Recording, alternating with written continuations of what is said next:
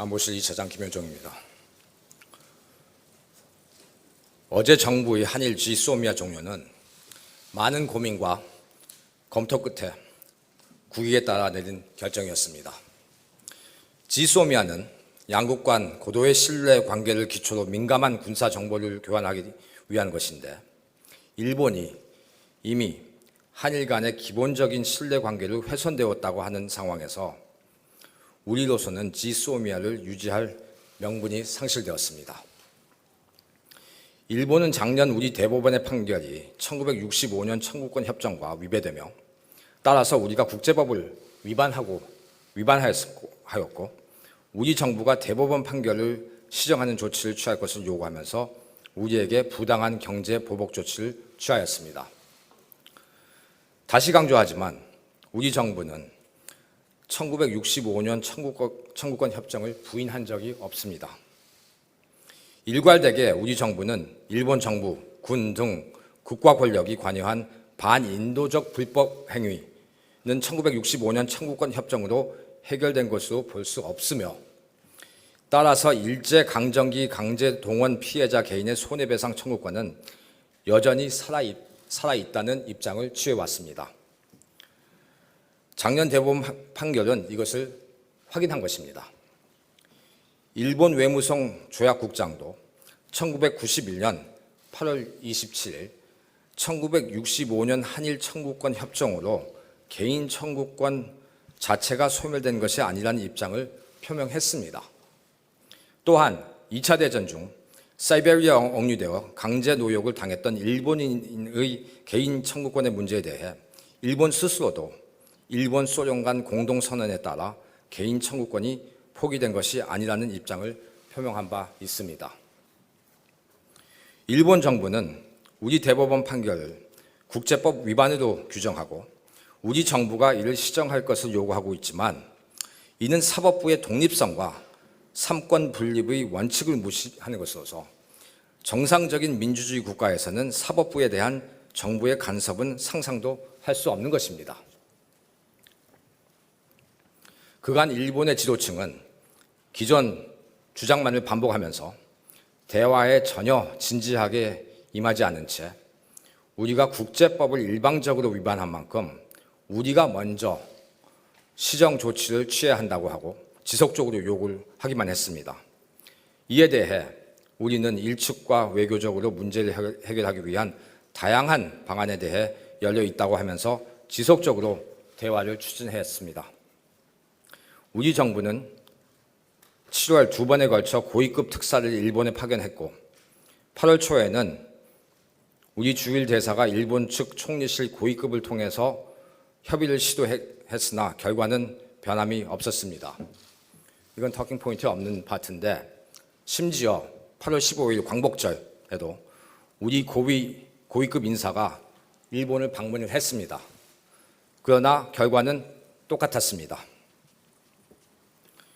우리 산업부도 일본 측이 문제 삼고 있는 우리 측의 수출 허가 제도 문제를 협의하기 위해 일본 경상성 측에 대화를 지속적으로 요청했습니다.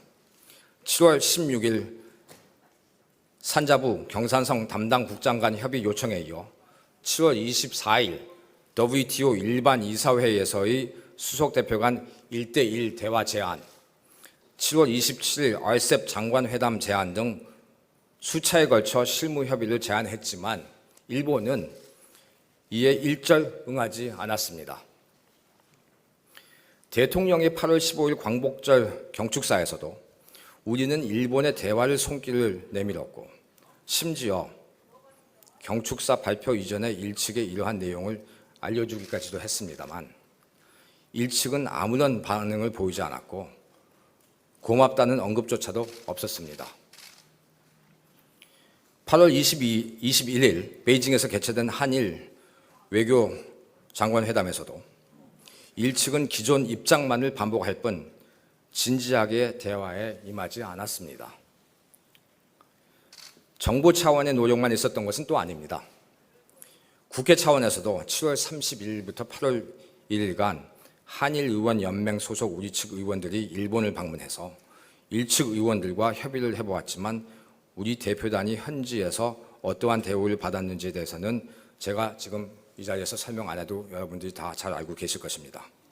또한 문희상 국회의장의 특사 자격으로 박지원 더불어민주당 의원도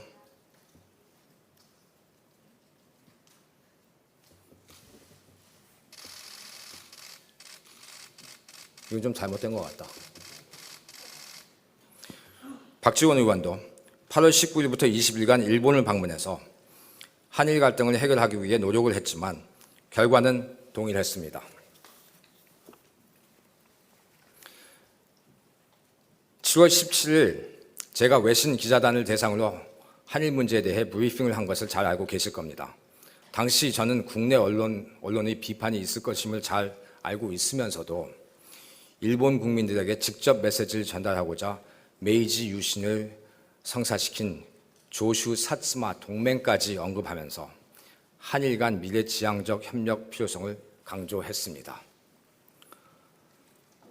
미국도 7월 29일 현 상황 악화를 방지하고 한일 양측이 대화로 문제를 해결하도록 권고하는 현상 동결 합의 (Standstill Agreement)를 우리와 일측에 제안했습니다.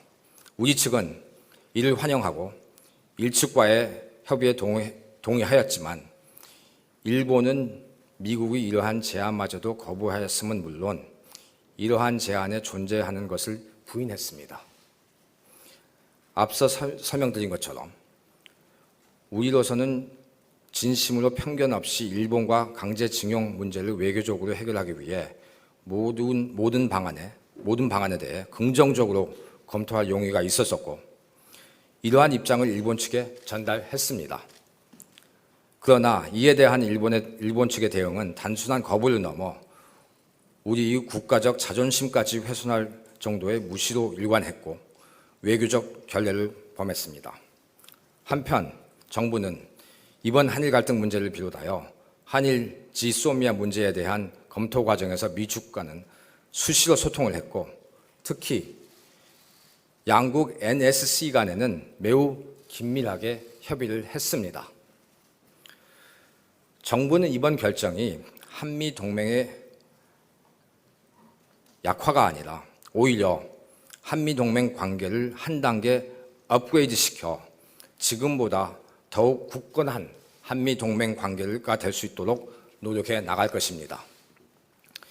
2016년 11월 체결된 한일 지소미아가 이번에 종료됨으로써 안보와 관련된 군사정보 교류 부족 문제에 대해서 우려하실 수 있습니다. 이에 대해서는 2014년 12월 체결된 한미일 3국 간 정보 공유 약정 TISA를 통해 미국을 매개로 한 3국 간 정보 공유 채널을 적극 활용해 나갈 것입니다.